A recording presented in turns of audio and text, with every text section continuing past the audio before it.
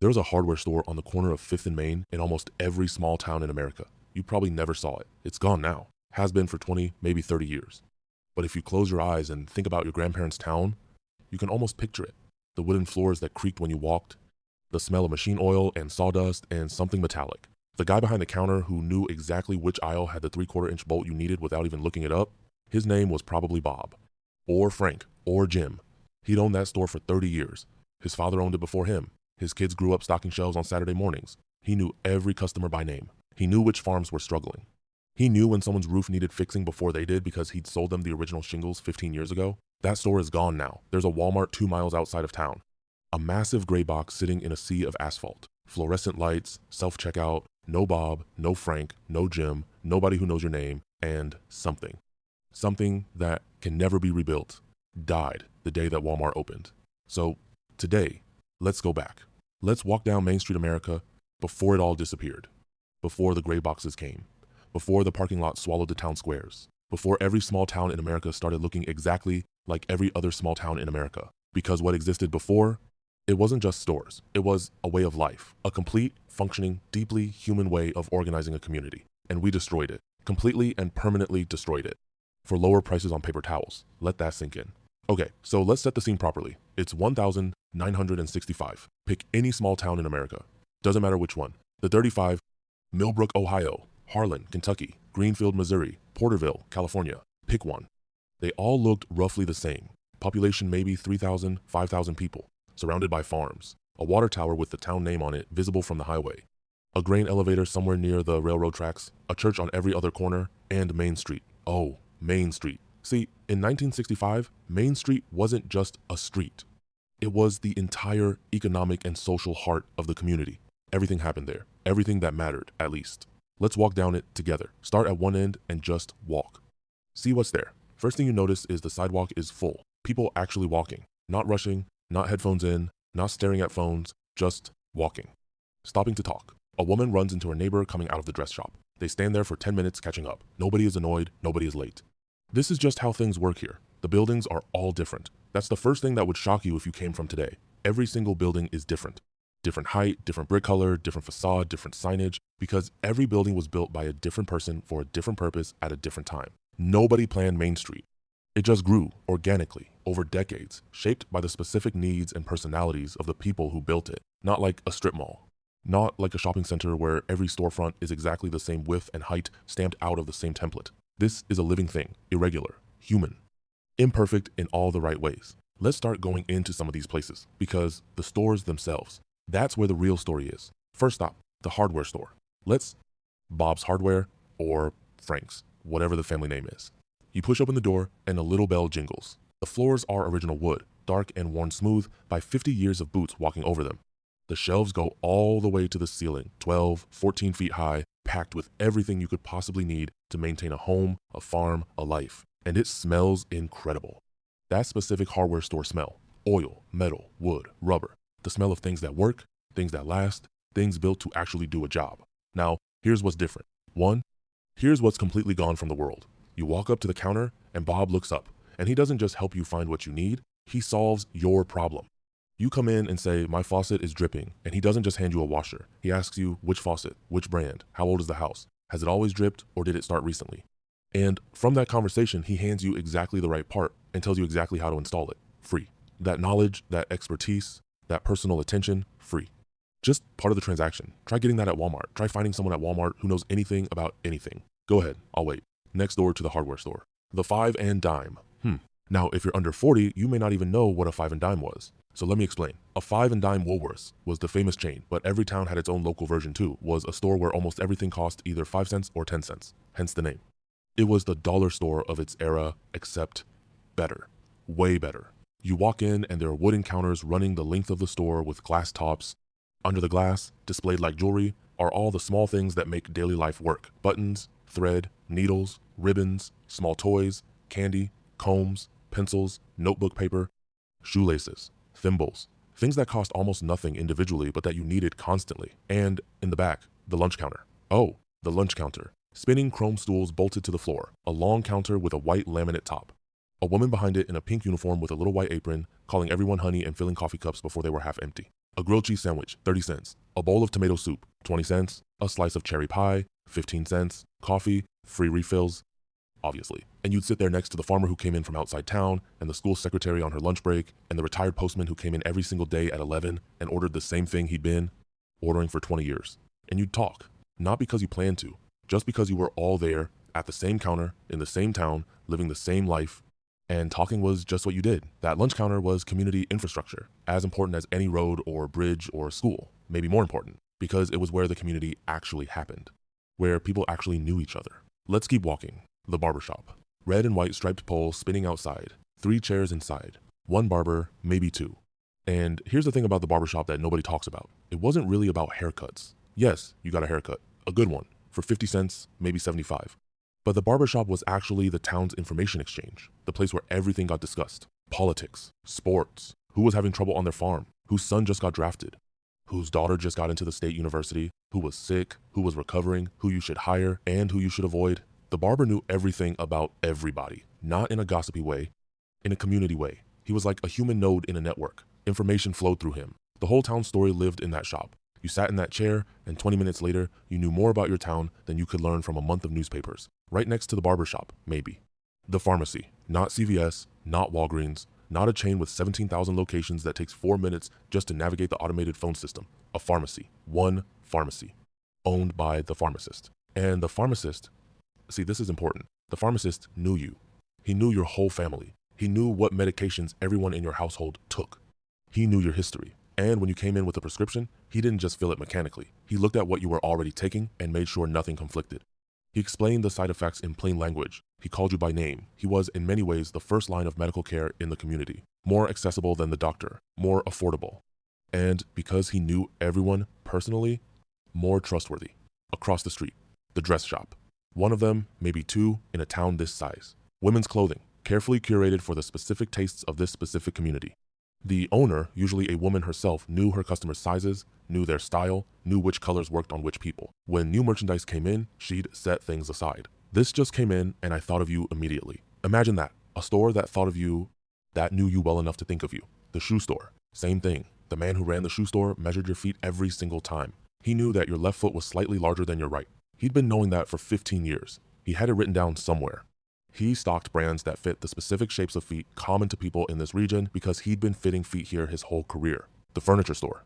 The jewelry store where the owner had been buying your family's engagement rings and anniversary gifts for 3 generations. The insurance office where the agent knew your father before he knew you. See the pattern? Every single transaction on Main Street in 1965 was embedded in a relationship, in mutual knowledge, in community memory. You weren't a customer, you were a neighbor, a member of the community. A person with a name and a history and a family that went back generations in this town. Now, let's talk about the grocery store, because this is where the Walmart story really begins, actually. The Main Street Grocery in 1965 was not a supermarket, not in small town America. It was a grocery store, smaller, more personal, the Piggly Wiggly, maybe, or an IGA, or just Johnson's Market, family owned since 1923. You walked in and the produce was local, because local was the only option. The tomatoes came from the farm 3 miles out of town. The apples came from the orchard on Route 9. The eggs came from the Hendersons on Old Mill Road. You knew where everything came from because you knew the people it came from. Sometimes you'd see the farmer who grew your vegetables standing in the same aisle, picking out something he hadn't grown himself. The meat counter. A real butcher behind a real counter who would cut exactly what you needed. Not prepackaged, not plastic wrapped and labeled. You said, I need 3 pounds of chuck roast, and he cut it, right there, while you watched. And the grocery store owner extended credit. Let me say that again because it's important. If your family was going through a hard time, harvest failed, someone got sick, the car broke down and took the savings, the grocery store owner would let you run a tab, he'd keep track of what you owed in a handwritten ledger, and when things got better, you'd pay it off. No interest, no credit check, no algorithm deciding your worthiness. Just a man who knew your family and trusted that you'd make it right. Because in a community that small, your word was everything. And he knew your word was good. Try running a tab at Walmart. Now, lunchtime on Main Street, the diner, not a chain. Not a franchise with a corporate menu decided by someone in a glass office building in another state. The diner, the one that's been here since 1941. That has the same blue vinyl booths it's always had. That has a menu written on a chalkboard because the menu changes based on what was available fresh this morning. The owner is the cook. Her daughter waitresses on weekends. The coffee is terrible, but you drink it anyway because the pie is extraordinary and the combination somehow works. And the lunch crowd. Look at the lunch crowd. The banker is in the second booth. The guy who delivers propane is at the counter. The high school principal is in the back corner with some paperwork. Three farmers who came in from outside town are in the big round table by the window arguing about something. The librarian is having pie at the counter, all of them, in the same room, eating the same food, leaving tips that the owner's daughter uses for college, connected to each other in ways they don't even think about because it's just how things are. When the banker sees the farmer at lunch 3 days a week, he doesn't need a credit score to know whether the man is a good risk. He already knows. He's been watching him for 20 years. He knows his character. He knows his land. He knows his family. That's not inefficiency. That's not something to be optimized away. That is human society functioning the way human society evolved to function. Face to face, name to name, community to community. Now, Saturday. Main Street on Saturday was something else entirely, because on Saturday, everyone came to town. The farmers came in from outside. Extended families arrived. The streets were actually crowded. Parking was actually hard to find. Main Street was actually alive in a way that weekdays only hinted at. The feed store was packed. The hardware store had a line. The barbershop had people waiting. The diner had a 45-minute wait and nobody minded because you'd run into 3 people you hadn't seen in 2 weeks while you waited. There might be a band playing in the town square, or a farmer's market on the courthouse lawn, or a church bake sale on the corner. Something community was always happening on Saturday in a small American town in 1965. And the money that changed hands on that Saturday, it stayed. That's the critical thing that we've completely forgotten. When you bought a hammer at Bob's Hardware, that money went to Bob.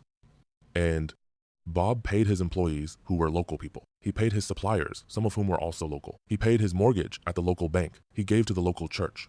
He sponsored the Little League team. He bought his own groceries at Johnson's Market. That dollar you spent on a hammer at Bob's Hardware touched 12 different local families before it left the community.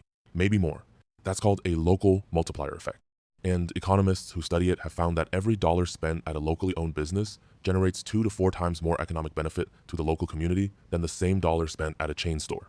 2 to 4 times more benefit for the exact same purchase. Okay, so what happened? How did we get from that to this? It started quietly. Nobody announced it. Nobody voted on it. Nobody asked the people of Millbrook, Ohio, or Harlan, Kentucky, whether they wanted their Main Street to die. It just happened. Gradually, and then all at once. Sam Walton opened his first Walmart in Rogers, Arkansas in 1962. A small store, unremarkable, nobody paid much attention. But Sam Walton had figured something out. He had figured out that if you bought in massive enough quantities, you could sell things cheaper than any local store could possibly compete with. And he had figured out that Americans, when given the choice between cheap and local, would choose cheap almost every time. So Walmart grew, store by store, town by town. And the strategy was specific, deliberate. They targeted small towns, not cities, small towns. Because in a small town, there was only one hardware store, only one grocery store, only one five and dime. And when Walmart came in 2 miles outside of town and sold hammers for 30% less than Bob, Bob couldn't survive. He simply couldn't. The margins on hardware, on groceries, on clothing, they were never enormous. Bob's Hardware wasn't a gold mine. It was a modest living, a good living, but modest. And when Walmart took away 30% of his business, then 40%, then 50%, Bob's Hardware closed. Not because Bob did anything wrong, not because his customers stopped liking him. They still liked him. They felt terrible about it, many of them. But they had a choice between paying full price at Bob's and paying less at Walmart, and they chose less. And nobody told them what they were actually buying with that choice. When Bob's Hardware closed, the building sat empty for a while. Then it became a dollar store, which is its own kind of tragedy. Or maybe it's been empty ever since. Main Street in small town America today is full of empty buildings. Hollow shells of what used to be there, papered over windows, for lease signs that have been there for a decade. The five and dime is gone. The dress shop is gone. The shoe store where the man measured your feet is gone. The furniture store is gone. The locally owned pharmacy got bought by a chain or closed entirely. The diner might still be there. Diners are stubborn. The barbershop might still be there, but everything else gone. And the people who own those businesses, Bob, Frank, the woman who ran the dress shop, the pharmacist, they didn't just lose their income, they lost their identity, their family's legacy, the thing that connected them to this community across generations. That's not a financial loss. That's a wound that doesn't heal. And the employees, the people who worked in those stores, they went to Walmart. Some of them, Walmart was hiring, but the jobs at Walmart, they weren't like the jobs on Main Street. At Walmart, you're an associate, number 47,832 inches the system. Your schedule changes every week, decided by an algorithm. You get no benefits if you're part-time, and Walmart was very good at keeping people just under full-time. You have no stake in the business, you build no expertise that anyone values. You have no relationship with the people you serve. You are a unit of labor, replaceable, identical, temporary. That's not a job, that's not what work is supposed to be. And the tax base?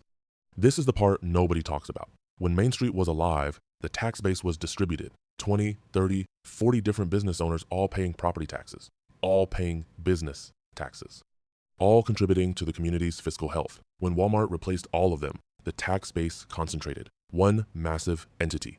And Walmart is extraordinarily good at negotiating tax breaks from desperate local governments. Property tax abatements, tax increment financing, outright subsidies. Walmart has received billions of dollars in public subsidies over the years to build stores that destroyed the local tax bases of the communities that gave them those subsidies. They took your Main Street, and then they made you pay for the privilege. Now, I want to be fair here, because there's a counter argument, and it's not nothing. Walmart's prices genuinely helped poor families stretch limited dollars. A family struggling to get by could feed themselves more cheaply at Walmart than at the local grocery store. That's real. That matters. And some of the businesses on Main Street, not all of them were good. Some owners charged too much because they had no competition. Some were rude. Some discriminated. The rosy picture I've been painting has some shadows in it, and the world was changing regardless. The car culture that made Main Street walkable also eventually created the suburban sprawl that made it obsolete. Highways bypassed town centers. Malls drew people away. Some of this would have happened with or without Walmart. But here's the thing, Walmart accelerated it dramatically. And Walmart specifically targeted and destroyed the competitive landscape in a way that left communities with no path back. Once the hardware store closes and Bob retires and his kids move to the city, that knowledge, that expertise, that relationship capital, it's gone. It doesn't come back. So what did we actually lose? Beyond nostalgia and beyond pretty pictures of old Main Streets. What actually got destroyed? We lost economic resilience. A Main Street with 30 local businesses could absorb shocks. One business closes, 29 remain. When Walmart is the only retailer for 30 miles and Walmart has a problem, the community has a catastrophic problem. We saw this during supply chain disruptions. We saw what happens when a single massive distribution system hiccups. We lost social infrastructure, the barbershop, the diner, the lunch counter. These were the places where community happened, where neighbors met each other, where social bonds formed and maintained. The research on this is clear. Social isolation increased as Main Streets died. Not coincidentally, we lost intergenerational wealth building. Bob's hardware wasn't just Bob's income, it was his family's wealth, his retirement, his kids' inheritance, his grandkids' college fund. Small business ownership was one of the primary ways ordinary families built wealth in America. Walmart employees don't build wealth. They collect wages. We lost local identity. Every Walmart is identical. Every strip mall is identical. Drive through any small town in America today and you could be anywhere. There's no there anymore. No character, no specific placeness. Just the same gray boxes and the same parking lots and the same signs from horizon to horizon. We traded our uniqueness for convenience. We traded our community for low prices. We traded our future for this week's discount. But here's something interesting. Something that's been happening quietly for the last 10 or 15 years. People are starting to want it back. Not all of it. Not in a naive, let's pretend the world didn't change way. But something in the culture has shifted. Farmers markets are exploding. Local food movements are growing. Buy local campaigns are everywhere.